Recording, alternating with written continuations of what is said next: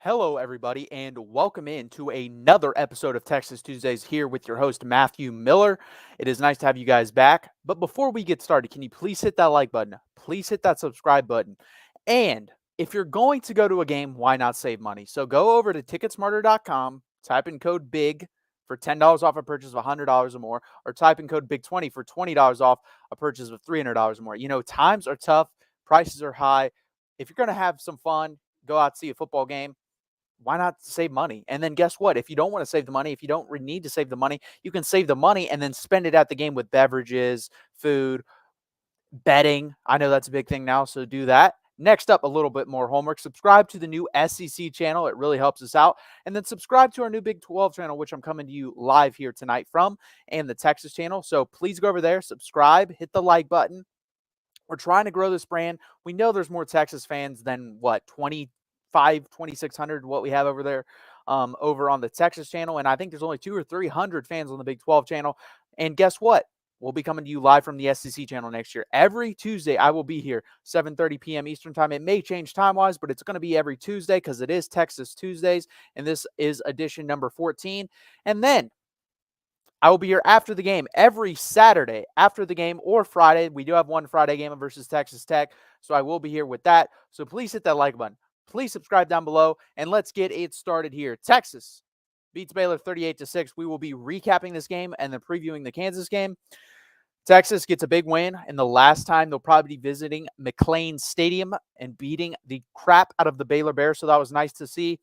Quinn Ewers solid, Jonathan Brooks solid. Overall, guys, a lot of good in this game. So let's start with that. I like to be positive to start out. Let's start out with the good. Quinn Ewers, 18 of 23, 293 yards, 12.7 yards per attempt, and one touchdown, one rushing touchdown as well. He is definitely part of the good. So let's start with him. Guys, we finally saw the mobility come to life with Quinn Ewers. I think you saw it in spots where it's like, oh, he can scamper away, get a couple yards here and there. He was able to scamper away for a 20-plus yard touchdown run, and that is something he would not have been able to do last year, one. Two, I don't think he would have had the confidence to do it. I think that has a lot to do with confidence to be like, you know what, I can escape this, and I can run down that sideline and get that touchdown. And he did just that. Great job also by Jatavian Sanders blocking. That's part of the good. We'll get to him in a minute. But overall, in my opinion, Quinn Ewers' most efficient game of the season. Not his best game, but most efficient, obviously. The Alabama game, I still think, was his best game. But I think if we're going play-by-play basis, you could argue this Baylor game. He was very efficient. He was very good. 12.7 yards per attempt is elite, elite, elite stuff. So very good job by him. Good job by the offensive line keeping upright. I think he only had one sack, only got pressure like 3 or 4 times in the whole game, so they did a very good job as well. I think what people were saying about this offense might have been true. I had a lot of people tell me, a lot of people arguing, we kept a lot in the chamber versus Rice and a lot in the chamber versus Wyoming. And I think that so far, 2 games where you could argue that versus teams that honestly it didn't really matter and we had such a big talent advantage of. Then guess what? When we come out and play Alabama, we empty that chamber a little bit. We were definitely not vanilla in that game, and we were definitely not vanilla in this game. So maybe that was the case, and maybe these guys just kind of go through the motions versus these lesser teams. But I did say that was the next step of becoming a great football team, a national championship team, which I don't know if we're that. I think we're a playoff contender 100%. I think there's a really good chance that we do make the playoffs. But to be a national championship contender, you have to be what Georgia does. Georgia can sleepwalk through a game and beat a UAB team by 35 points. I think that's what they beat them by. It was 30-plus points. Like, that's the next step for Texas. Texas needs to be able to sleepwalk through a game versus like a Wyoming or a Rice and end up winning that game by 30-plus points. Versus Rice, we were able to do it. We pulled away late in the fourth quarter, won by 3 touchdowns versus Wyoming. But it got way too scary, and you haven't really seen that with Georgia unless versus South Carolina. I will say that we did fare better in our first opening matchup of the Big 12 season than they did in the SEC. But that is the next step in my opinion. But Quinn Ewers is definitely part of the good. Next up, let's go to another offense player, Jatavian Sanders. Fantastic game by him. He was our leading receiver again. 5 receptions, 110 yards, 22 yards per catch. And I told you guys, and I'll keep saying this, I think this guy's a better professional prospect, better NFL prospect than Brock Bowers. I'm not saying he's better college tight end because I think Brock Bowers is. But this guy, to me, he's becoming a better blocker every week. That's what I noticed by going to watch the Baylor game. He definitely doesn't mind getting his hands dirty. He doesn't. His issue is is he needs to work on his technique, and that's starting to get a little bit better. I can tell Jeff Banks is working with him because he is getting a little bit better. Like I said, he sealed off very well in that Quinn Ewers run. There were a couple other plays. The Jonathan Brooks long run, he sealed off there as well. He's getting better. He is. And I think he's a better weapon in the red zone. He's more physical. He's more physically gifted than a Brock Bowers, in my opinion. That is why I will continue to say I think he will be a better professional prospect than Brock Bowers. I don't know if he's a better tight end in college, but at pro prospect, I would take the Javian Sanders. He's been phenomenal, and I think he's going to have a big game this week for us to get the job done versus a good Kansas team. Hey, by the way, a team that I predicted to go to the Big 12 championship game. I don't know if I'm going to be right about that, but I was right in the sense of they are a good team. They're going to be a top 4 Big 12 team at the end of the season unless something disastrous happens like Jalen Daniels gets hurt. That's the only way they don't finish top 4, in my opinion, because this team is loaded. Guys, Kansas, we'll talk about that later, but they're good. Next up, Jonathan Brooks. Fantastic job by Jonathan Brooks. Jonathan Brooks' best collegiate game. And he's starting to get consistent, guys. He was good last week, had over 160 yards rushing. This week, he had 106 yards rushing, 5.9 yards per carry. And he looks like, one, he's starting to break tackles. Two, the acceleration has picked up. He seems to be more confident. I think that was a confidence thing. He didn't know which hole to hit and when to hit it. He is doing that now. And the offensive line is doing a better job of creating holes for him to hit. So overall, great job by Jonathan Brooks. We are starting to get that running game going. And if that running game can get going with the weapons we have on the outside and with that amazing tight end we have running down the middle of the field most of the time, and even sometimes on the outside, this team can reach a new level. It can reach a level that we haven't seen, honestly, since 2009. That's the level we haven't gotten to yet. We're close, but we are not there yet. We are not there. We're very good. We are not 2009 getting to a national championship good, and we're not 2005 winning a national championship good. We are close. It's the closest we've been in since then, honestly. Since we walked off that field in 2009 versus Alabama, this is the closest we have been to that. I'll jump into this comment I got. What's up, Longhorn Nation? What's up, Jackson? Thanks for showing up tonight. Hit that like button, subscribe down below. You probably already are, but if you aren't, do it. I'm sure you are, though. Back to my point. So this team overall, there's not much to complain about in this game. We're still going to go on the good because there was a lot of it. The defensive line, best performance of the season, even better than Alabama. Byron Murphy had his best collegiate game he's ever had at Texas. He has. He was phenomenal. He had 2 tackles for loss, 2 sacks, multiple pressures. He was a man-eater, guys, up front. Phenomenal. It was the first time this season I thought he played better than T'Vondre Sweat. There were times where I think he was as good as T'Vondre Sweat. He was even better versus Baylor than T'Vondre Sweat. So great job by him. I think this guy's got such a high ceiling. I really believe that. I don't even think he's gotten close. I think right now we're seeing like a B- version of Byron Murphy. I think there's still potential to be tapped into there. And if he is unleashed fully, guys, we're talking about a first-round talent. That's how good it is.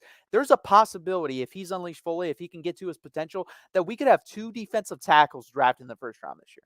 That is how good Byron Murphy is. That is how good I believe he can be. He was fantastic in this game. He needs to do in this game. He needs to play this way the rest of the year. Another guy I want to shout out, Vernon Broughton.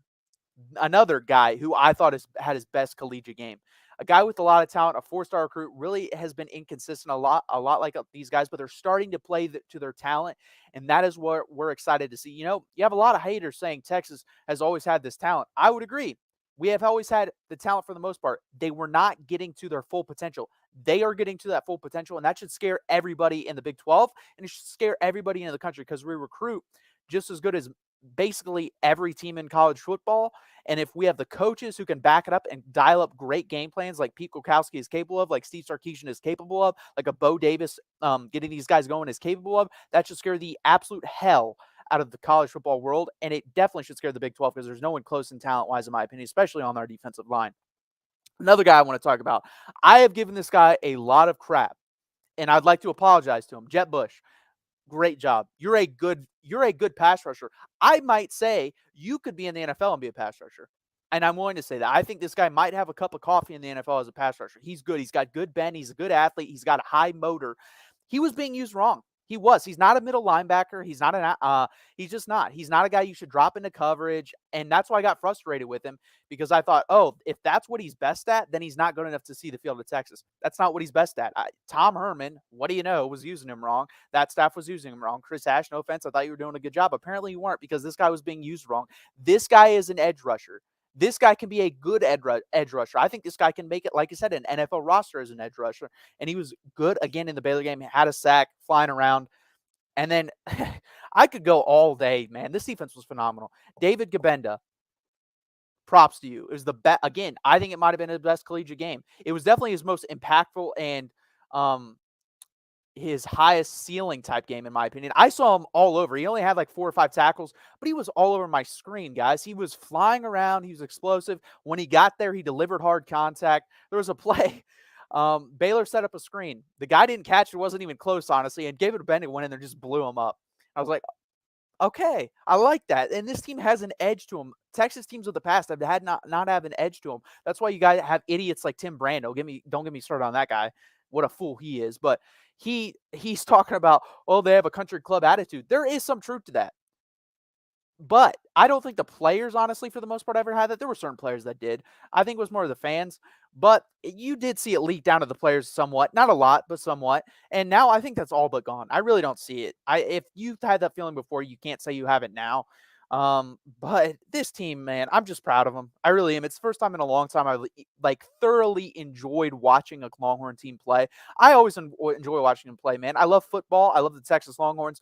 But it's just fun to see your guys have this edge to them, this nastiness, and then play with discipline. They play with a disciplined nastiness, and that just a lot of teams don't do that. A lot of teams play like a Colorado State, just flying around trying to kill people, have 17 penalties. Texas doesn't do that, and I respect the hell out of that. You can play nasty, but you can play within the rules, and I think Texas does that perfectly. I think they border that line perfectly. So good job by the staff of doing that with them. Now, guys, there were some things that we need to work on, and we will get to the bad right now. Not many. Far fewer than there have been in the past. Number one, A.D. Mitchell's assigned blocking. Anytime this guy's he's the one guy on the outside that has to get a block to spring us, it just doesn't work. Or he's one of 2 guys that has to do it. It doesn't work. It was the first play that we had on offense, a swing out pass to Worthy. If that is blocked well, Worthy's getting 15, 20 yards. Maybe if he breaks a tackle, a touchdown, like we saw versus Wyoming. If you're going to have someone be the assigned blocker, you got to have it be Whittington. Whittington is a phenomenal blocker at the wide receiver position. And then if teams will notice that. Teams will notice, if Whittington's out here and with Worthy and it's not happening on other plays too, then it's going to be a pass out to Worthy where he blocks. That will get noticed on film. So switch it up. Throw in whoever off the bench can block. But A.D. Mitchell can't be the one at this point. If you want to have him, what I do notice about him, when he's not assigned to a guy and it's out in space, he doesn't mind blocking. That's not his issue. His issue is he's not good at it. When it's this guy one-on-one, I have to make a block. No. You can't do it with A.D. Mitchell. If it's out in space, the play breaks down and A.D. Mitchell's got to lay someone out, he's willingly and capable of doing that. I've seen him do it. He did in the Alabama game. He cannot do it if it's, hey, you got 18, block him on this play, Springworthy. That's just not going to happen. It needs to stop. So it's on Mitchell early. Now that we know that, we're 4 games in, and I've seen it 3 to 4 times. It is on this coaching staff now. Do not put him in the position to where he has to be the one blocking one-on-one with a guy to spring a play loose. Do not do it. You know that's the issue, so don't do it. And by the way, he's so good at everything else. He can go up and get you the football. He can run those zag routes at the in the red zone to where he's juking out defenders at the goal line and he's wide open. They did that at Georgia. Haven't yet to see it honestly at Texas yet. He's very good in the RPO game when it's this quick slant for the touchdown like he did versus Alabama. He's great at those things. Just don't make a block. That's all I'm asking for the coaching staff and for A.D. Mitchell. Either get better at it or don't have him do it. It's one of the two. Next up, special teams. And it needs to be addressed because, again, it didn't matter in this Baylor game because I don't think they scored any, if I'm correct, off the 2 muffs that we did have, one by Xavier Worthy, one by Jordan Whittington. I believe Baylor scored 0 points. They had to go for on 4th down multiple times because they were so out of the game. But that's the thing. If you're in a close game and this happens, this very well could be the difference. Very much. They would have, if they wanted to, they could have kicked the field goal and scored 6 points. You're giving up 6 points to a defense that's very good. Your defense is the best unit on this team right now. The offense might catch up. The offense, to me, has been catching up the last week and a half, or let's say 5 quarters. I think the 4th quarter of Wyoming and the 4 quarters at Baylor. But it's still not to the defense level. I think the defense is a top 10 defense in the country. I think the offense is probably, if I had to rank them, 15 to 20 range. They're very good, and they have the talent to be top 10.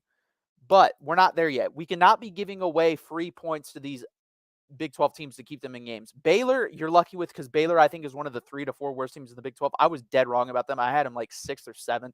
They're going to be probably 11th or 12th. I think Oklahoma State, who I was down on compared to most people, but I wasn't down on enough. I had them 9th. They're probably going to be 13th or 14th. But I think Cincinnati, Oklahoma State, and Baylor, the 3 worst Big 12 teams, and then Houston probably. So those are the 4 worst Big 12 teams. We cannot do it this week versus Kansas, guys, and we can't do it next week versus Oklahoma. So we need to get that out. We need to find a guy. To me, I think it's more important just a guy that can recognize backspin on balls, catch them so they don't put us in bad field position, and just being able to catch the ball. I don't think it's that important to break one loose. I don't. I think our defense and offense are good enough to where that doesn't matter. To me, you don't need to stoop that low to where Xavier Worthy's a boomer bust guy out there. And on also another point, he could get hurt, and then we're really screwed on offense, in my opinion. But we don't need to rely on that, so just don't do it. Next up, safeties in coverage with wide receivers. I wrote this down because Michael Taft got beat by, I believe, Keytron Jackson for Baylor. Deep pass interference. Baylor got their 1 field goal off of this. And it came off a Ryan Watts blitz, and I think Pete Kwiatkowski got way too cute. This Baylor team could not move the ball if he just rushed 4 every time and dropped 7 into coverage. It was never going to happen. Hell, we could have rushed 3 and dropped 8. They were never scary enough to me where they were going to move the ball consistently. They might have hit a play there and then in the air, but it was not going to happen. So why are you doing this? Why are you doing this? To me, that's a desperation type play where, oh, we can't get to the cornerback, bring the cornerback blitz. That's a play you do like last year when we played Alabama. Damn, they're starting to move the ball down the field. We have to hit this. And it was well executed, but well called play, but missed execution by Ryan Watts there in that game. This game, he got blocked, and it left Michael Taft one-on-one. And Michael Taft is not good in coverage. Jaron Thompson's not good in coverage. Jalen Catalon is not good in coverage. These guys are not good at covering wide receivers. Can they cover tight ends here and there? Of course they can. Can they cover running backs here and there? Of course they can. They can't cover wide receivers, so don't put them in that position. Do not do it, especially, again, we're starting to play really good teams now in the Big 12. Back-to-back teams, in my opinion, are either the 2nd or 3rd best teams in the Big 12. That's my opinion on that. I think you could argue Kansas State, but I think either Oklahoma's the 2nd best team or Kansas is the 2nd best team. And Kansas is for real, guys. Kansas is for real. I tried to tell people, this was my Big 12 championship prediction, Texas versus Kansas, because Kansas is a very good team, and we're going to break down them in a second. We are done with the Baylor game. We'll jump into your comment real quick. Jackson, I am also excited about this game. I think it's a good game. I think there's a chance we beat them probably by 2 to 3 touchdowns, but they're still a very good team. They will be ranked at the end of the year as long, I will keep saying this, as Jalen Daniels is healthy. Jalen Daniels healthy. He's a top 12 to 10 quarterback. I think you could argue as high as 8. We'll say 8 to 12 quarterback in college football. He is dynamic with his legs and with his arm. He has like a 75% completion percentage. So I think it is that time, guys. We will talk Kansas. So the Kansas Jayhawks. Kansas comes to this game 4-0, ranked 24th in the country. They average 37.8 points per game, 26th in the country, and they give up 22.8 points a game, 63rd in the country. And when I was previewing this team going into the season, I said, I think this offense is going to be very good, and I think if the defense can be average, which at this point they are, they can get into the Big 12 championship. Those are a couple of my keys to this team getting the Big 12 championship. Jalen Daniels had to be healthy for every game but maybe 1 or 2. So far, he's done that. He's missed 1. He can only miss 1 more, in my opinion, the whole way out. And then, because you do have a pretty good backup, Jason Beam. And then this defense had to take a step forward and be average. They have been that so far. And like I said, this team is talented, guys. People don't realize this. They were number 2 in the Big 12 with 4 selections for the all Big 12 preseason. Jalen Daniels was the number 1 quarterback on that list. Devin Neal was the number 1 running back. So, guys, this is going to be the best quarterback running back combination we have faced all year. Isn't that crazy? We played Alabama, but Kansas is a better quarterback. Jalen Daniels is better than Jalen Milroe. And I think Devin Neal's better than Jason McClellan or Roydell Williams. I really believe that. He had over 1,000 yards this year. He's on pace again for that. 394 yards, 6.9 yards per carry, 5 touchdowns, 1 touchdown receiving, so 6 touchdowns overall. He's a very good back. He's going to play in the NFL, and I like the backup.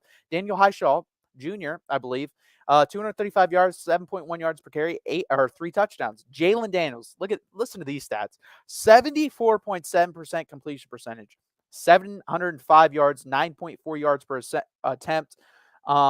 He's got 5 touchdowns, 1 interception. This is with missing a game. So he's done this in 3 games, and I think, got pulled in the Illinois game late, if I'm not mistaken. I know they tried to take the air out of the ball.